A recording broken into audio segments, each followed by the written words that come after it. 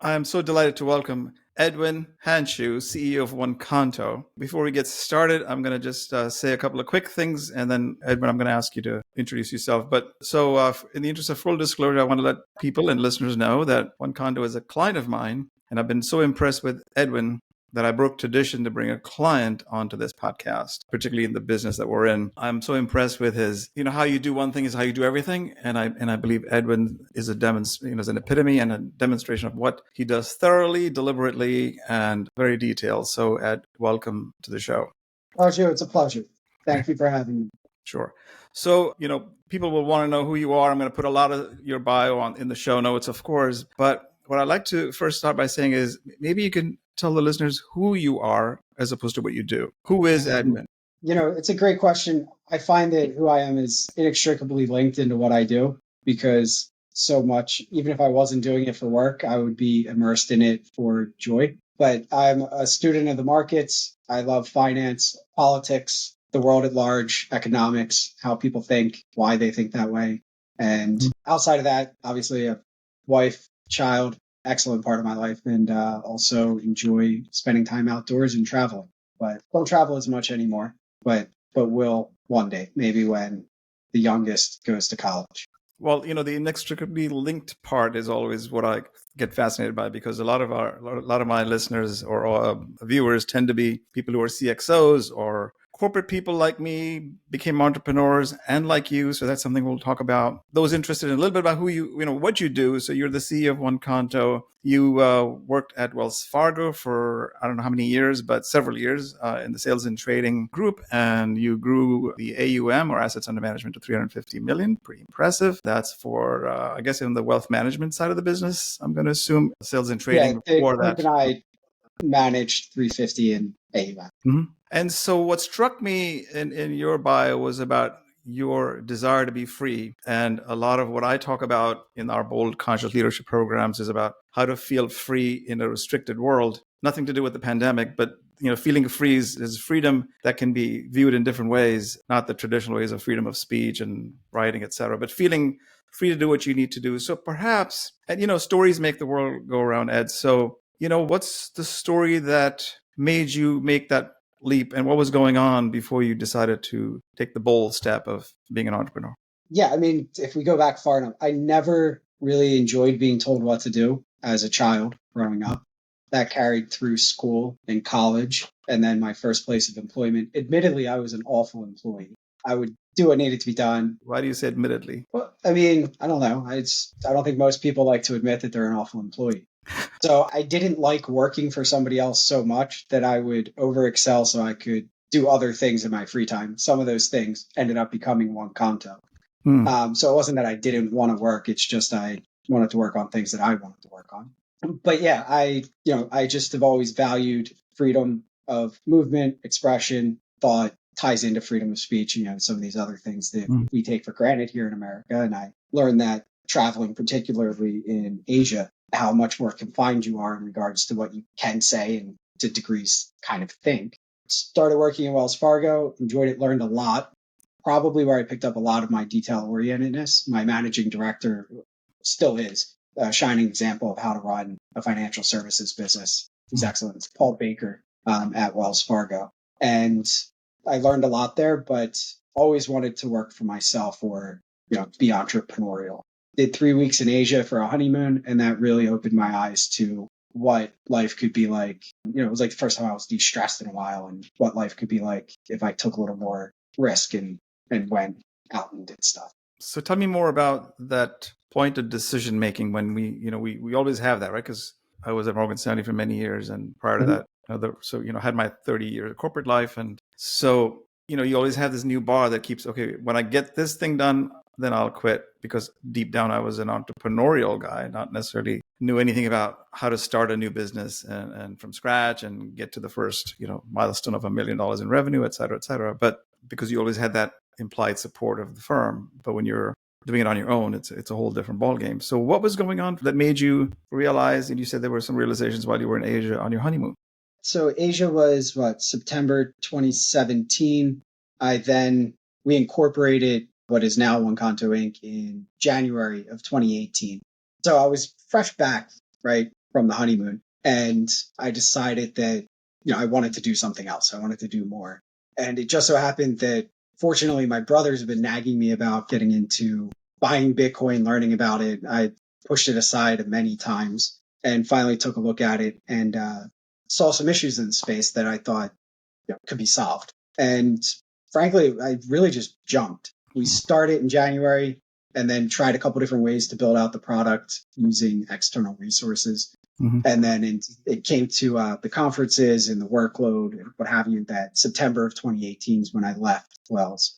And I left it. I had a $500,000 offer from another, not from Paul. He wasn't going to pay me that much money, but another group within Wells to stay. And I turned it down because I just felt that there was two things. One, there was more opportunity going out. And also I couldn't pass it up. It's like, I didn't have a kid. I just got married. My life was as uncomplicated as it was going to be going forward. And I could always go back and do what I was doing. It wasn't that big of a risk, right? But yeah, it was something starting a company from scratch without prior experience. And I guess the only way you get that experience is by doing it. But yeah, just kind of just jumped. So before we get to what OneKto is in a simple way that people can understand, what's the feeling when you started in September 18 versus today, almost 5 years later? I mean, it's less stressful today, right? Less stressful? When you're, 100% less stressful today. This is how I equate it. When I was starting, it feels like you're thrown into a maze without a flashlight and the room's dark. So just trying to find your way, bumping into things, picking up things, learning as you go. And today, much clearer. And, as you build an ecosystem and a company, and there's less that you personally have to do, right? Mm-hmm. And I'm not saying that it's like, oh, you can now slack. It's just that at the start, you're wearing every single hat. And as you're able to, you hire people that are better than you at various things, and they get to put that hat on. So that takes stress off of you, or off of me anyway. The optimism's always been there, though. I was never worried or afraid or scared or whatever. Sometimes it was a little just stressful not knowing what the right next move is, but also knowing that it's just more important to make a next move as opposed to not do anything. Where does that come from, do you think? Because you strike me, having interacted with you for 7 or 8 months now, a very wise man beyond his years. And that's an assumption that people, could make. You make assumptions about life because you kind of understand it. But a lot of people can't figure out, what does it mean to make a move like that? And wow, he's been at 5 years and now it's probably less stressful. But what was it like when you started? Was it really crazy? Did it take a year or 2 or 3? Or what were those? Yeah, the period from January of 2018 to when we raised our first outside capital, because we were self-funded, shoestring, really. And I find this, we were built around a technological innovation that at first, we had to prove out to ourselves that it actually worked, right? We could piece it together, and we took it many areas and we were able to affirm and confirm that it was unique. It was proprietary. This is something new that we were able to develop. But with that, it was an invention, and you have to go through the hard steps of not just product market fit and all those things that when you're cobbling together other resources into a unified package, right? You have to go through all the technical diligence and prove out that the proof of concept works, the alpha works, the beta works. You have to go through, thankfully, my brother's my co-founder. He is a brilliant engineer, so I didn't have to go through line by line of code. That would have made me, I would never been able to do it. But there's a lot of proving to go first, and then you get first dollars in, things like that, first clients, first use cases. The pressure actually came off when we raised our first round of outside capital because, at that time it was July of 21. My son was going to be born in 4 months.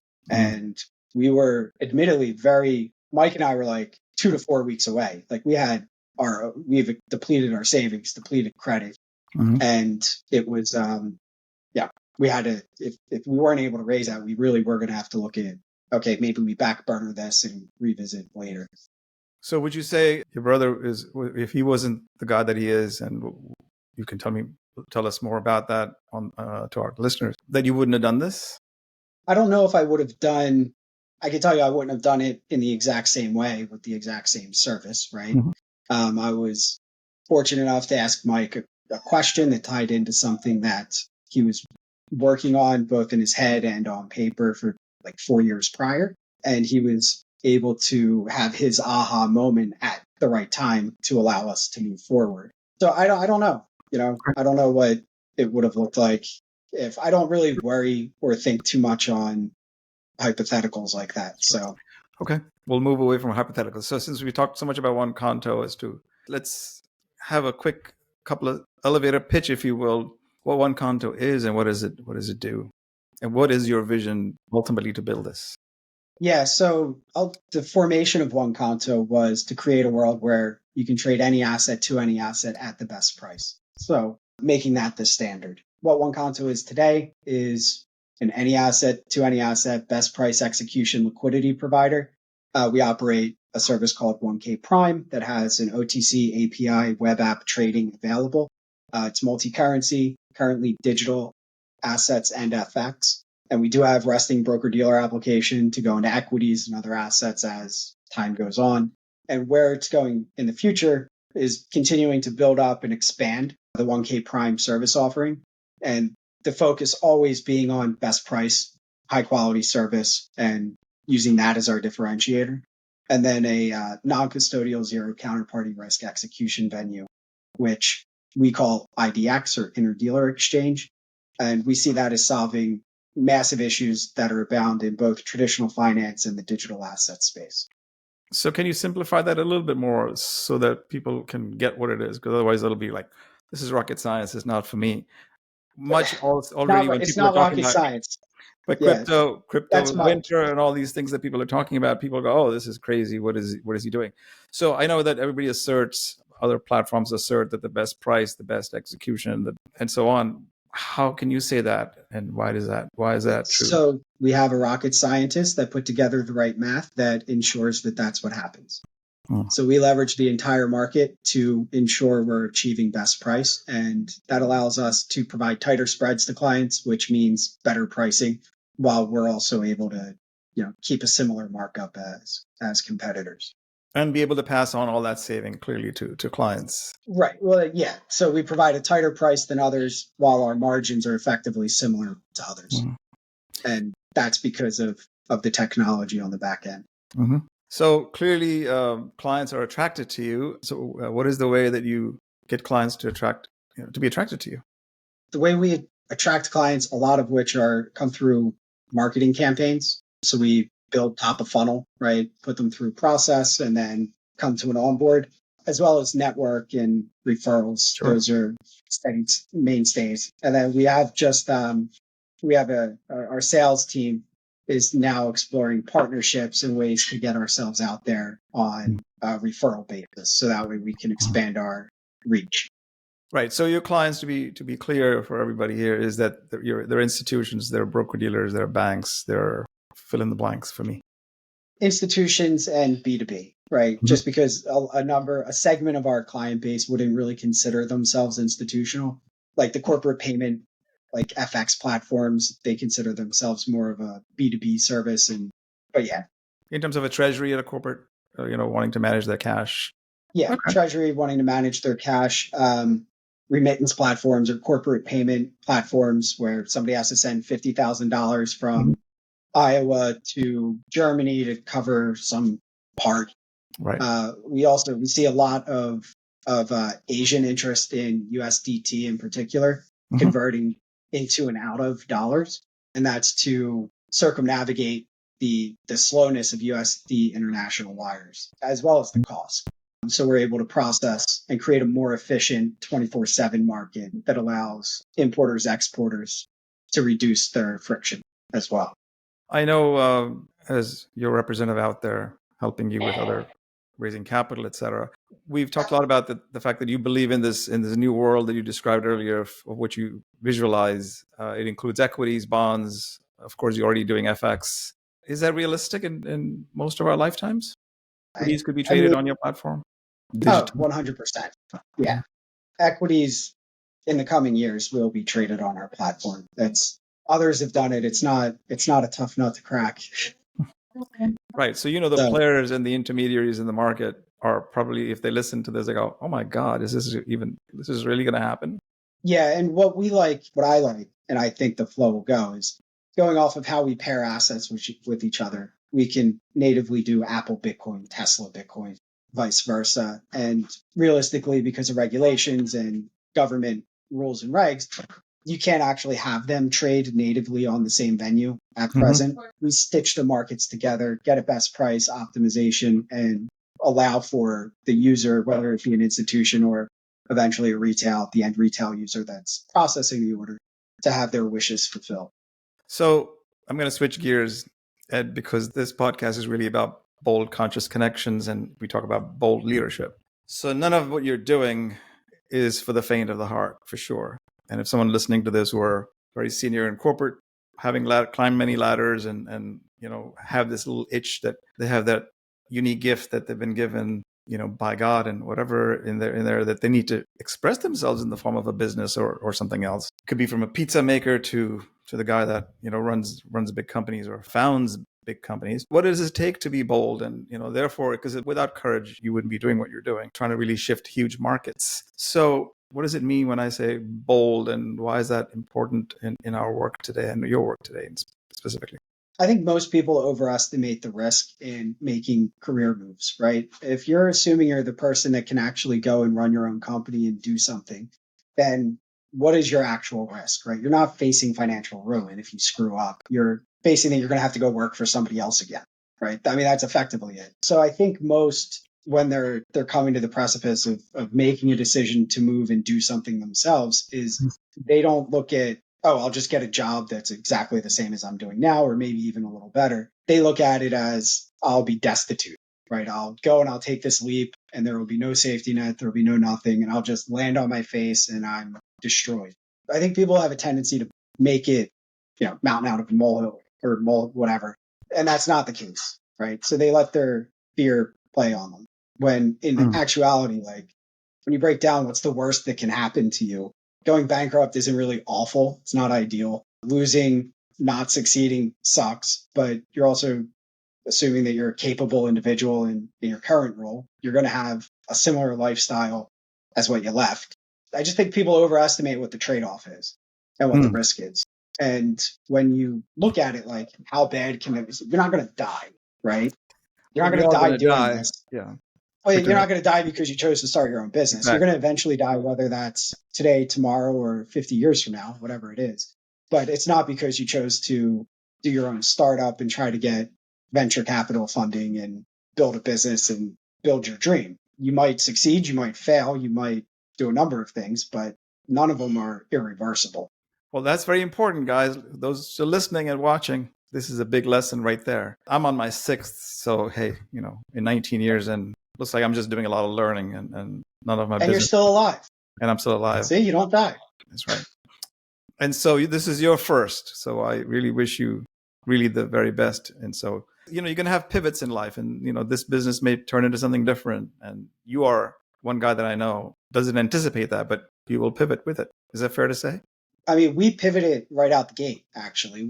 My background was high net worth facing. I approached the markets that were entered into as a consumer, as a retail pro trader type aspect.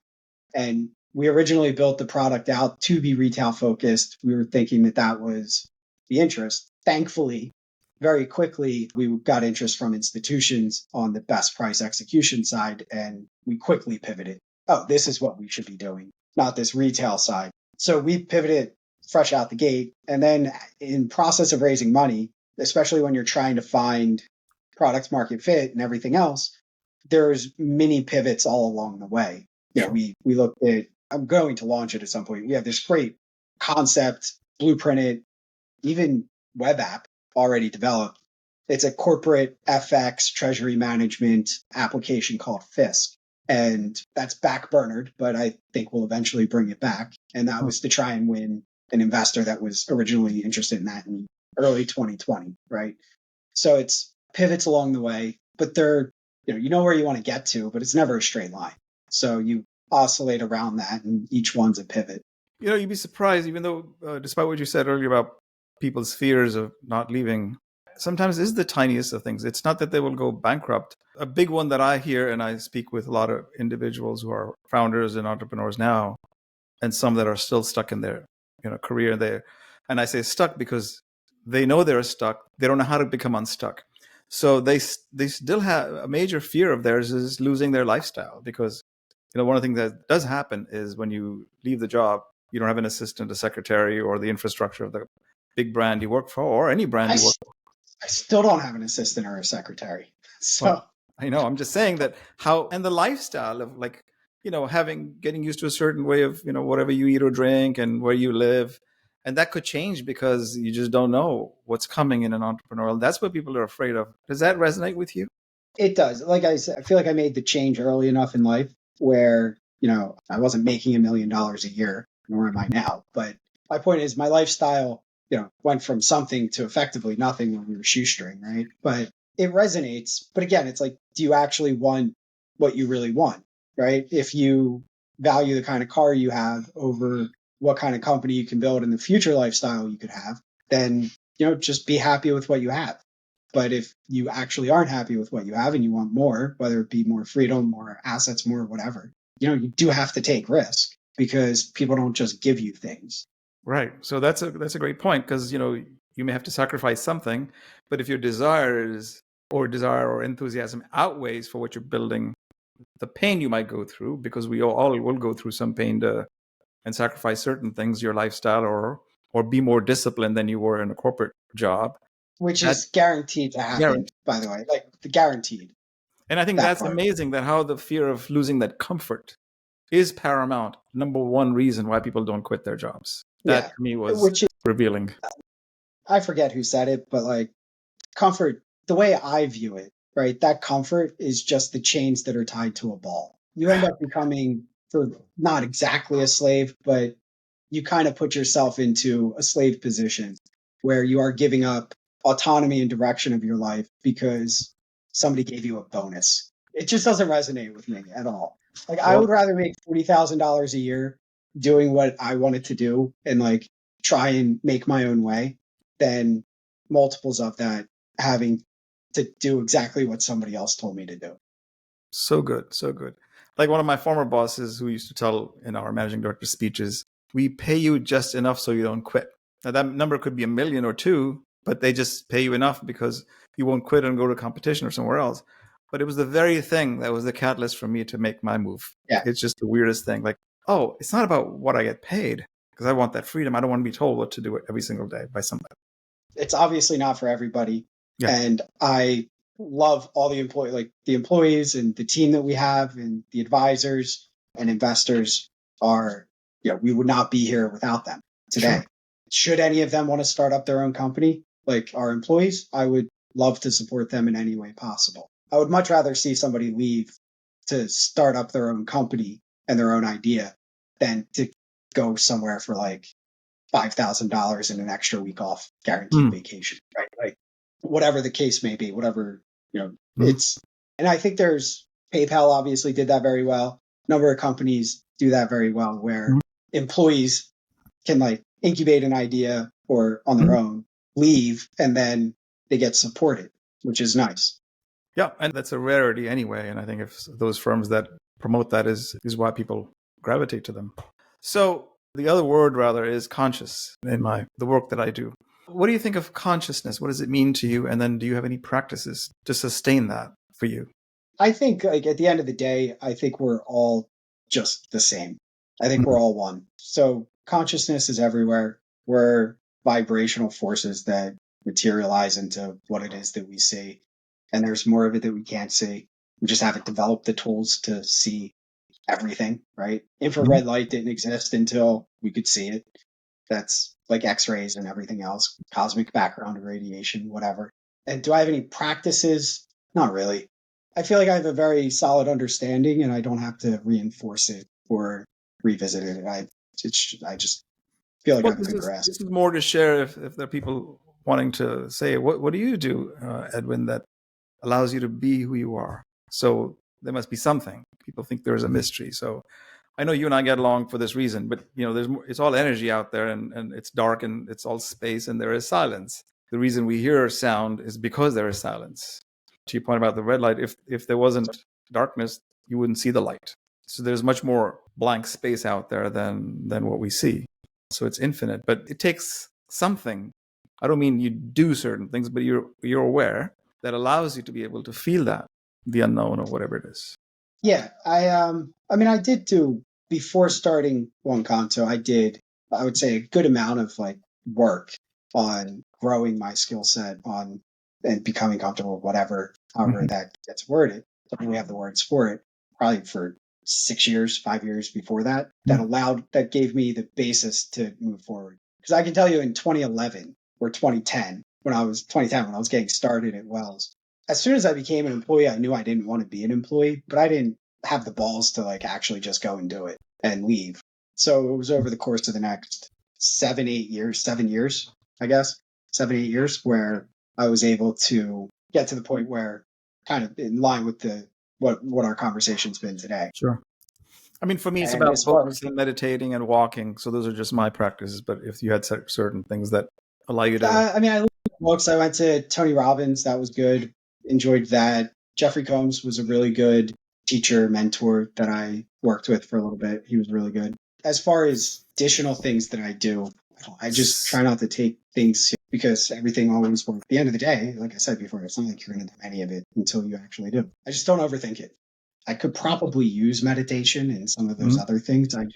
Oh, that's I okay. don't know. We don't I have to just, do anything. We don't want to do. I like the idea of it. Every time I try to do it, I have like really bad ADD. And I actually had to Google, how do you actually meditate? And I still wasn't able to do it. So, and I tried doing it at night and I would fall asleep. That supposedly means it works, but I don't know. It's all good, Ed. It's all good. We can talk about meditation techniques offline. So, in terms of where I was asking you a question earlier, I think we may have cut out. So, definition of success to you versus what it was, and how has it changed over these 10 years and the last 5 since you started this company? I think success is just being happy with the life that you have at any given point in time. If it's tied to a future thing, you're, in my opinion, destined to be miserable in the present. So yeah, I mean, I think regardless of what our market cap is or how the raise goes or the company goes, I have a wife, kid, family that I love. Blue skies outside. It's nice. I get to do what I want. I already feel successful. And I felt successful at Wells too. I just felt like I didn't want to have a boss. And then that I wanted to like more challenge. The job at Wells was way too easy. It was just like I would have a year's worth of work done in the first quarter. And it's like, what else are you going to do for the rest of the 9 months? You know? That's great. So yes, that's another important concept, because if no matter what you do, if you're doing it with intention and purpose, you'll feel successful. I mean, that's what you're Yeah. saying. Success isn't a destination. It's like you can feel successful and live, daily. Mhm. But if you set it to a destination, it's like, and money's such an arbitrary marker. Like, oh, Mhm. I'll feel successful when I have X in the bank. And then you get there and you're like, well, X actually isn't that much because the government inflated the currency That's right. 20% year over year. And now I need this much more.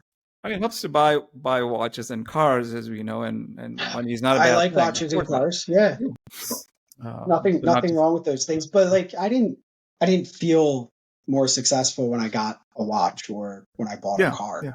I got this watch from Morgan Stanley. Nice. It was a 25-year, no, sorry, 20-year, I think it was, anniversary present. It's good to see you still wearing it. Actually, it might have been, I think it says on the back 15, because I was only there for 18. So yeah, I must have been 15. Yes. I wear it once in a while because, these days I wear this on the other hand. So sometimes I have 2 watches on. So what would you say in your life thus far, and you have a long life ahead of you, God willing, have been your couple of leadership lessons for you that you hold dear to your heart? Sometimes the harder you push, the slower things go. A lot of times, the harder you push, the slower things go immediately. And then, even if it gets the thing done, there's ripple effects that are just more of a pain in the ass than if you weren't pushing as hard. Trying to hold others to the standard that you hold for yourself. I've learned, I think the standard I hold myself to in terms of work and like diligence and just everything is not the same standard you should just hold employees to. It's not fair. And then that leads to burnout. And then it just causes more fires that you have to put out. They can be put out. It's just not worth it. Yeah. And, you know, making sure that the largest is hiring right and firing fast. Finally picked that one up, I believe. after March of this year. So hiring, right, we've been very focused on that. And especially with the size of our team, we're under 15 employees. So it's really important, right? Because a weak link is a considerable amount of your team. So you hire appropriately. And we hired, everybody we've hired has been like best of breed. They're just phenomenal. We attract really, really, really, really good people. And I think that's because of the problem space that we're solving. On the technical side, I know it's because of Mike's engineering prowess and just the vast amount of knowledge he has. Firing, we didn't fire people quick enough. And that causes, again, more issues than, you might save yourself an awkward conversation because you end up liking people, which makes it harder. Yeah, exactly. Hire them. But if they're not working, like we've fired people and production went up. And I was, again, that hurts to see. It's good you do it and it's good to get it. But I would say, yeah, firing faster. And I think that's a little off tangent from the question. I mean, you could tie into the next one, which I was going to be asking you. So what advice would you give to, as I said, these corporate leaders or otherwise navigating today's uncertainties that they think are unusual? And it's unusual for them because they haven't encountered, let's say, the 5 economic cycles, down cycles I've been through, or maybe a couple you've been through. What advice would you give to people who are figuring or trying to figure this out? If you're unsure of the path ahead on, like, if you want to be on the path in the company that you're in, right? And that could also be, if you're in corporate America, it's very possible there's not enough people ahead of you that are going to retire, move on, or get promoted for you to actually move on. So you're stagnated, right? You could stuck at director, VP, whatever level, and you won't be able to move forward. I think, and I tried to get my cousin to do this, I think the best thing to do in that situation is to not start your own company, because that is a big jump, right? Because you're effectively going to zero. Go find like a Series A or a B company that you would get a promotion, more than likely. They'll pay you, and it'll be a brand new experience, even if you're in a similar field. My cousin didn't take me up on it. I understand. I think that's a way to make life more exciting. If you're in the same position for 12 years, which is a lot of corporate America, you're in the same position for relatively, if you hit that level, the only way to really spice it up is to go into a startup, in my opinion. And once you do a year, 2 years, 3 years in a startup, that's like 10. And you can come back to corporate America if you want and jump over that ceiling, right? That stasis, or you can keep living in startup land or do your own startup. But it's a good way to, like, a bridge step. Yeah, very different times than when I used to be in corporate America, where people didn't jump. There was more about loyalty, and then it was like there was longevity, and you build reputations and all of that stuff. But yeah, in a fast-moving world, that doesn't fly. Yeah, corporate America is not loyal. Yes, for sure. Great. Well, we can go on, and we have other conversations anyway besides that we talk about. So I don't take anything for granted. So I've always learned a lot from any conversation we've always had. So learning and wisdom, all of that happens when we interact with people. So I've learned a lot from you all these months working with you, and learning never stops. It's a co-creative process. And so me or my audience don't want to take any of this for granted. So we appreciate your presence here. And in that context, one last thing, Ed, is what discoveries might you have had in this conversation? What discoveries might I have had in this conversation? Typically, the first thing you say isn't the best thing you say. So even if you're in a conversation, it's like, your first thought, your second or third thought's probably the one, right? Because you get to think, mull it over, what have you. I should probably try meditating or put something else around that, like that, into my daily routine. As we're going through this raise, and I'm going to continue building out our leadership team, right? I have to get in the head more of the people that you're referring to, who are, corporate America, probably on the precipice of trying to make some change, and scout for them to bring them over. So I think I need to do a little more work in getting into their head and understanding their point of view to help put together a solid team going forward. Well, great. I deal with a lot of them, so I can tell you what their pains are and what does it take for them to actually find that courage to do that. Oh, it's a 1-minute decision or less, but to get there takes a very long time. Yeah, decisions happen in an instant. It's Yeah. So which is why I value. I've had mentors all my life, coaches all my life. I still have coaches. I'm a coach and mentor too. So for me, it's always good to have interactions and keep ourselves alert. So I really appreciate it. Thank you so much for being here, Thank you. and All we'll right. be in touch. Thanks, Raju. Thank you. Sounds good.